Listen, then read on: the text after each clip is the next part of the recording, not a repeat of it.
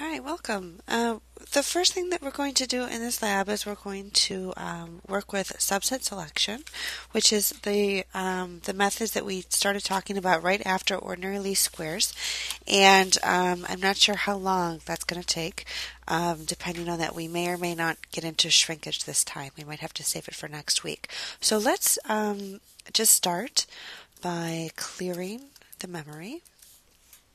And what we're going to do is load the library MMST. And the other thing we're going to do is we're going to install a package called Leaps. Okay? Oops. I have a typo here, so I forgot my S. All right. And so now the package is installed. I've already installed a package, so I don't have to pick the mirror. And so once it's installed, we can go ahead and load this package called Leaps. And Leaps is the package that can do the subset selection. Now, as with most methods, there are several different packages that can achieve, certain algorithms, and I try to pick the best ones, or at least the ones that I think are the best at the moment anyways. So what we're going to do is we're going to analyze the Boston housing data again.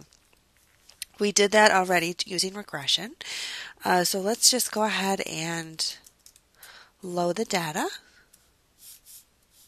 And this is how I like to kind of do my codes, where I'm commenting everything.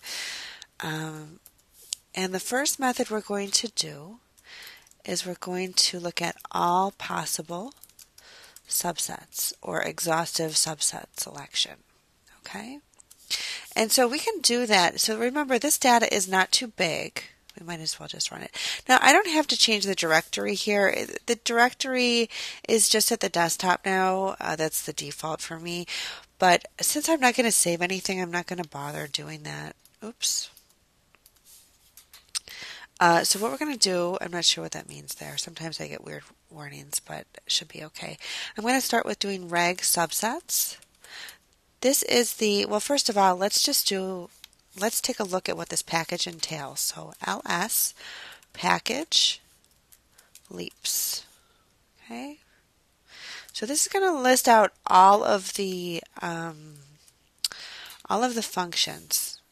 And you can see is that there's really only one, which is this reg subsets. And it will tell you that we can do model selection, or they call it model selection. It's really subset selection by exhaustive search, forward and backwards, stepwise, or something called sequential replacement, which we didn't talk about. Okay, so it's very simple. The syntax is really nice. The details are all here. And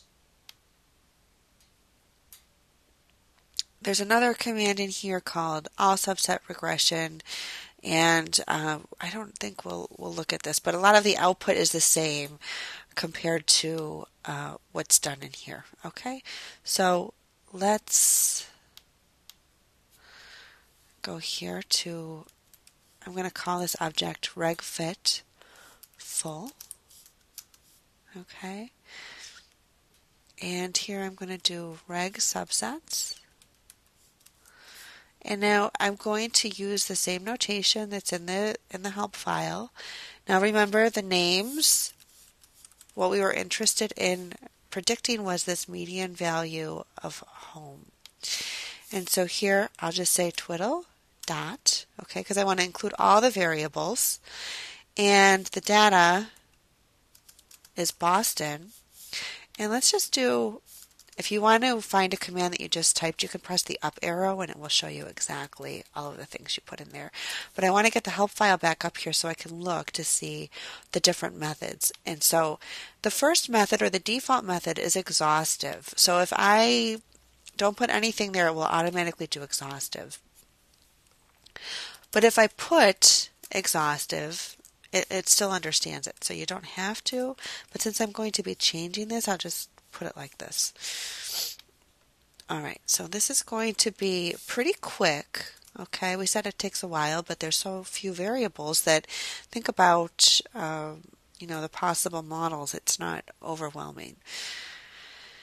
So the next thing we'll do is we'll look at the summary of the reg fit full, the exhaustive subset selection that we just did. Okay, and this is what it looks like. So I'm just going to blow this up so we can kind of see it better. Okay. And what you have here is a big output, just like we saw with the linear model. The output's a little bit different. You can actually force variables in if you know you need something to be in there. That can happen. So those are some of the bells and whistles on the function. But what you see here are the all possible subsets of size 1, all possible subsets of size 2, 3, 4, 5, 6, 7, 8. Okay, there's 8 variables. Now, actually, that's interesting. I believe names Boston. There should be more than 8, so let's just take a look at this reg subsets. Okay.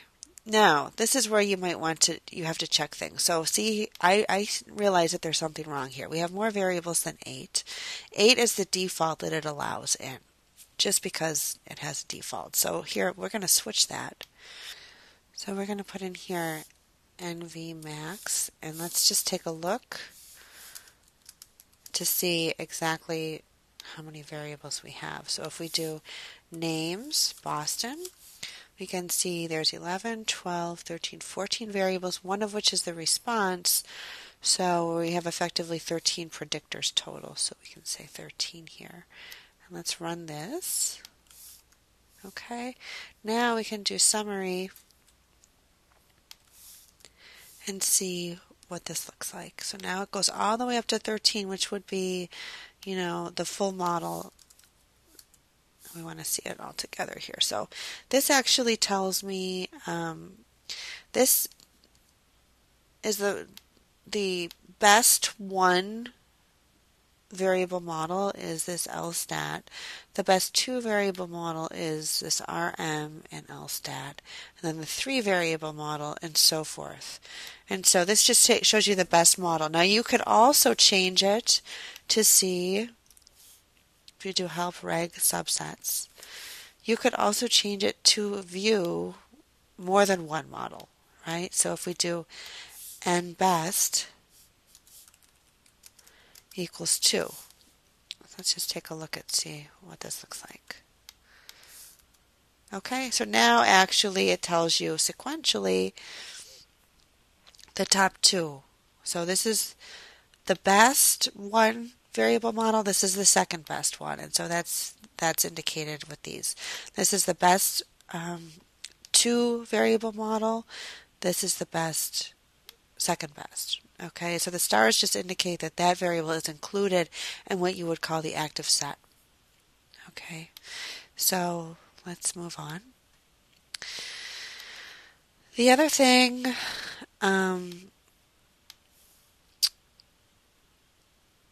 that we might want to do, let's see here. The other thing that we can do here is we can equivalently call this something like my summary. I'll just call it my sum. You can look, of course, to see this information. So my sum. What we're really interested in is this thing called outmat. Okay. So this just gives you the matrix instead of all of the stuff attached to it. Okay, so there's a few other things that we can look at. The other stuff that is important would be for model selection. How are you going to decide? Remember, we looked at the different models within each other, and we can see based on, the residual sum of squares or whatever, what to choose. We could also plot some information. So here what I'm going to do is I'm going to do a plot that it's essentially going to be 4 plots. And if I look at names, my sum, the quantities that I'm interested in plotting are right here. The RSQ, the adjusted R squared, There's also a variable called CP and BIC, which are used regularly for model selection. I mentioned these in class. We'll go into detail about these later, but I'll show you how to use them. So actually, the first thing that we want to do is we want to change this back. I had it at 2, and now we're going to change it back to 1. Okay, we only want to deal with 1. And so we can now plot some of the quantities from this piece here. So the first thing that we can look at is a plot, if you will, of the, if we do names, my sum, we're going to plot the residual sum of squares, which we know we don't want to necessarily use for model selection because it will overfit. Let's do that. And let's do X label as number of variables.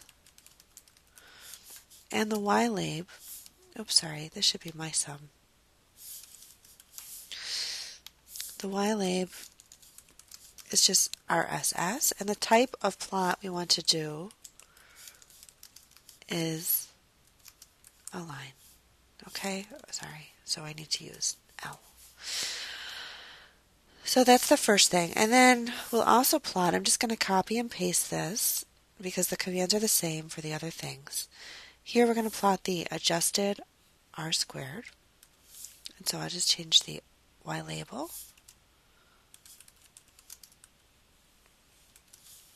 Okay. And we also want to plot the CP, statistic, malloc, which is used for model selection, as I mentioned, and we'll go into more detail about that as time moves on. And the Bayesian Information Criterion, BIC. Okay, so let's take a look at what this plot might look like. Okay, so here what we have is, a picture you can't see very well, but here this is going down, down, down like we would expect. This goes up, up, up like we would expect. The bottom two are the most informative, and you can see them on your screen better. So in fact, maybe what I'll do is I'll close this so we can look at them together. I'll just put these two up top and those two on the bottom so that I can see it in the video. Okay, so here what we see for the CP statistic, this essentially we want to have it at a minimum. And so we could see that the minimum, my CP, is, my sum, CP, okay, is 10.11455, okay? If you do this, I think we could also include here, let's do it like this, which my sum CP is equal to the minimum of my sum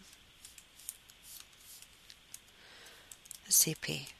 It turns out the 11th one. Okay, so this is actually the optimal model with 11 variables in this case, which isn't a whole lot different than the full model. Now, we could look at the same thing, and we see that. We can see that in this graph. We look at the same thing with the BIC. Okay, and we'll see the same thing. That's the best one. That's how we would pick our model, 11.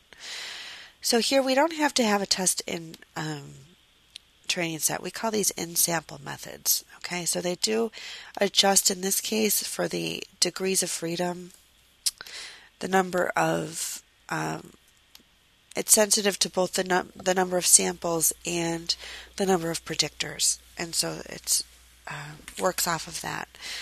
So we could use this to say they both agree, and they won't always agree, that the 11th model is the best.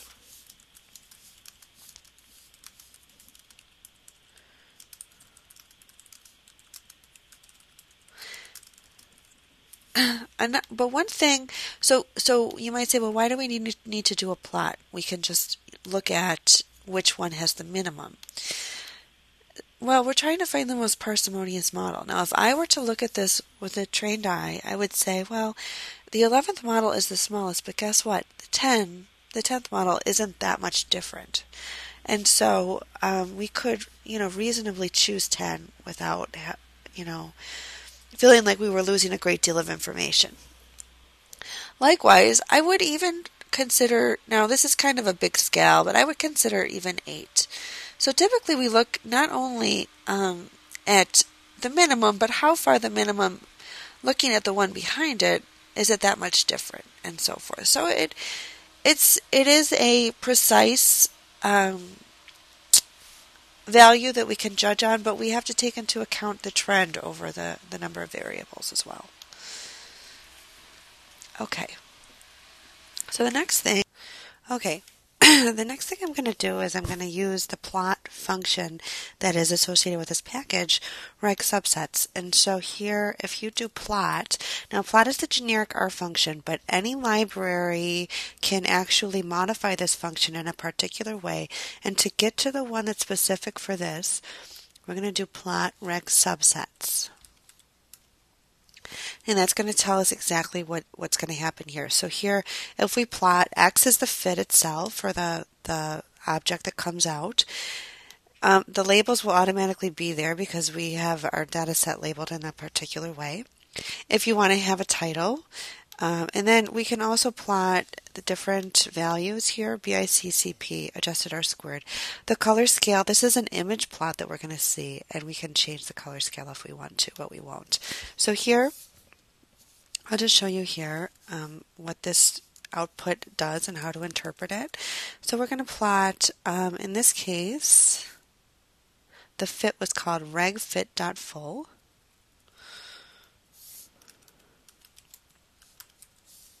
I think that's what it's called, okay.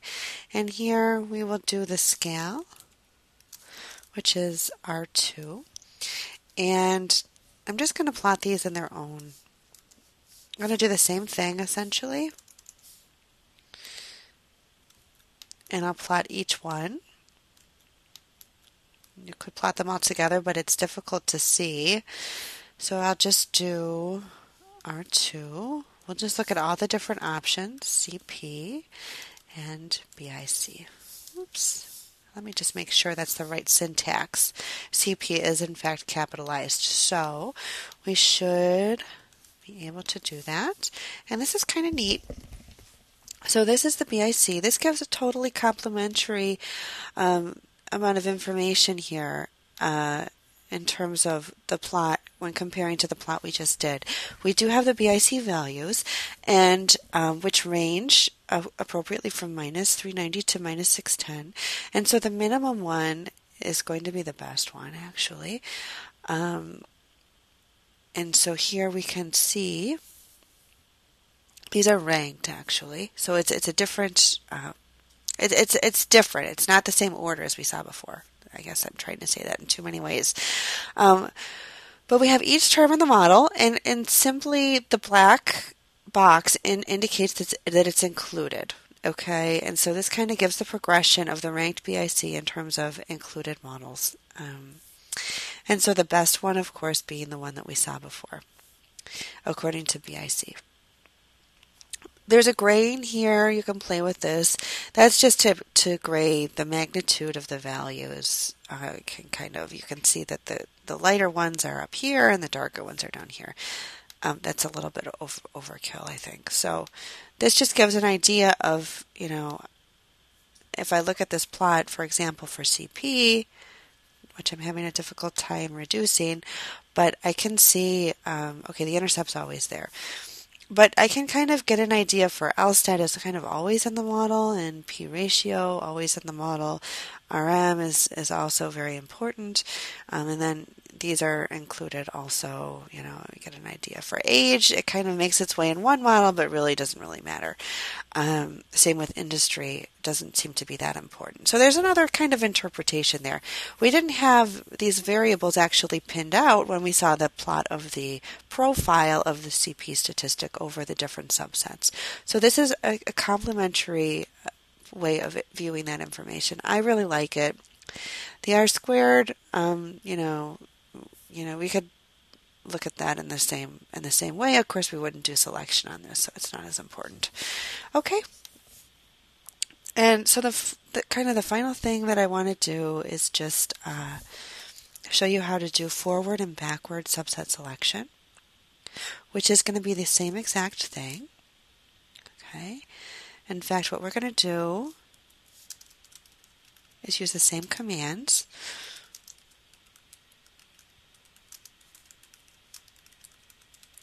And so let's start with regfit FWD.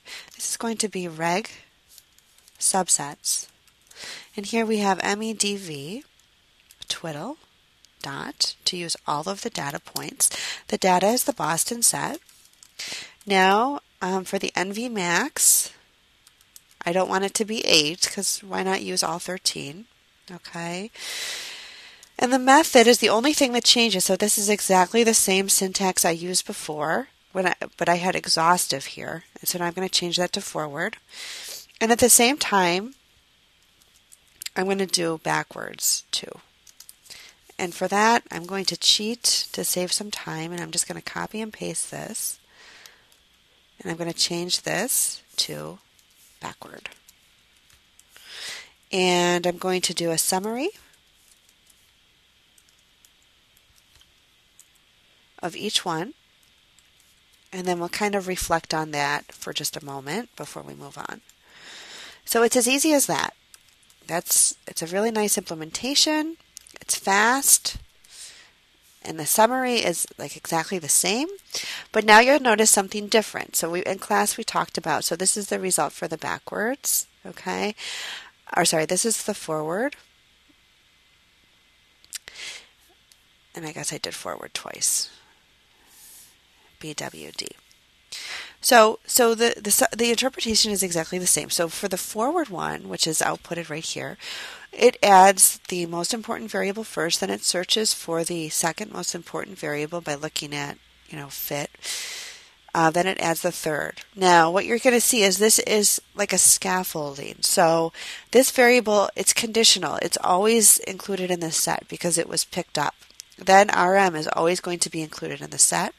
Then RM, LSTAT, and now P ratio is always included in the set. So it adds in that consecutive way. Whereas for the exhaustive one, it was not that way. Remember, we just enumerated literally and considered all subsets of size 3 and picked the one. So it's a very different structure.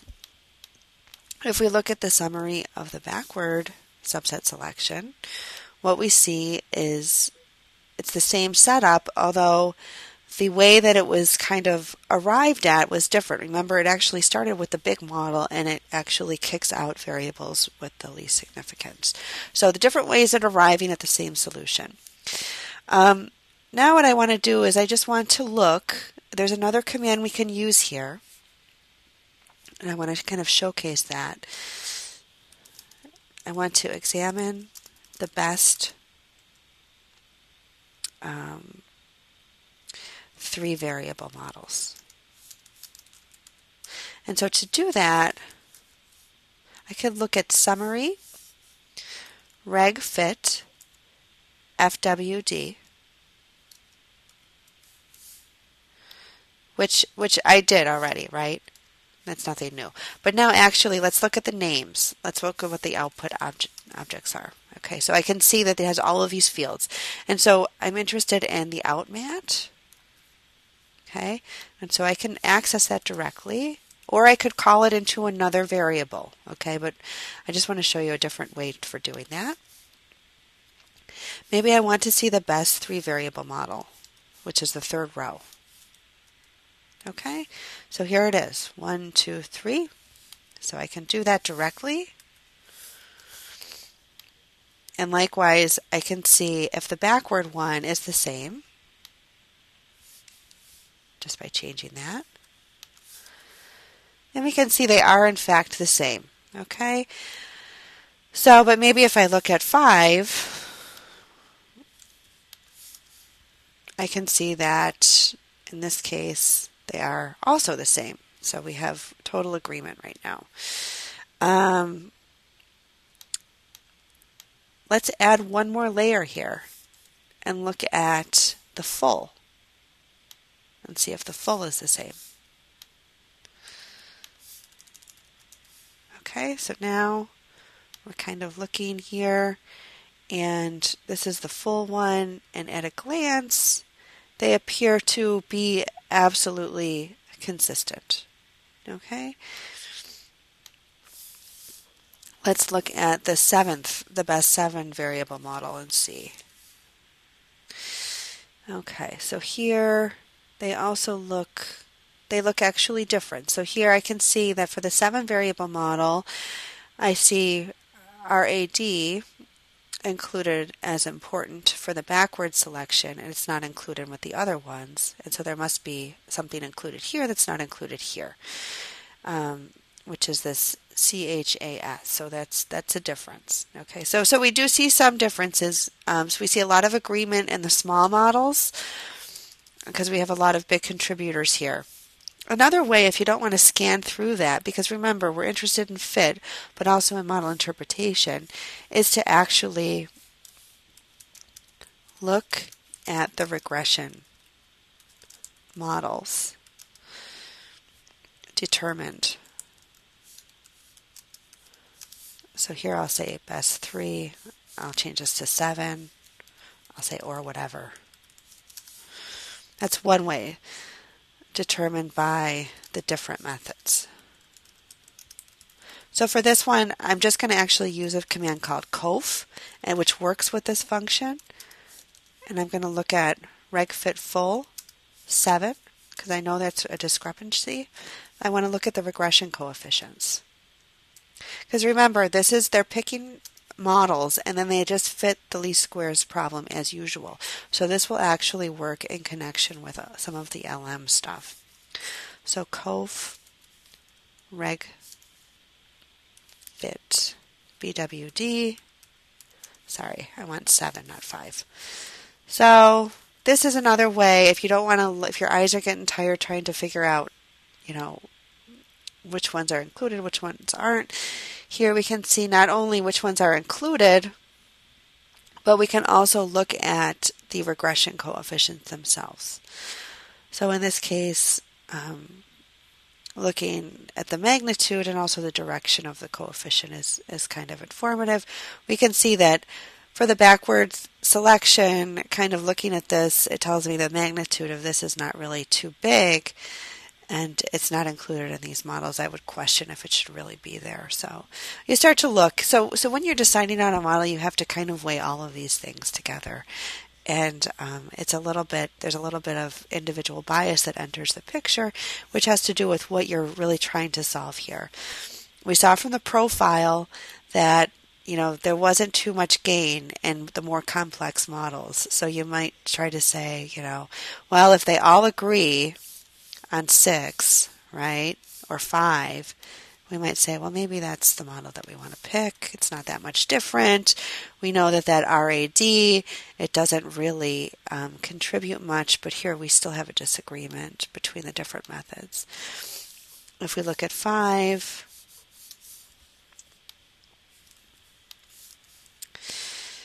we see they all agree, and they seem to be in harmony. They have the exact same models, of course, because it's just a linear model fit. So I might take 5 as the answer.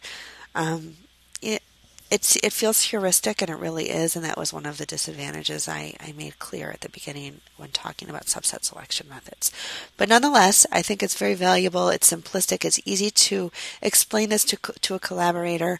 And so here you have the tools to go through the analyses and just change the data set, if you will. Thank you.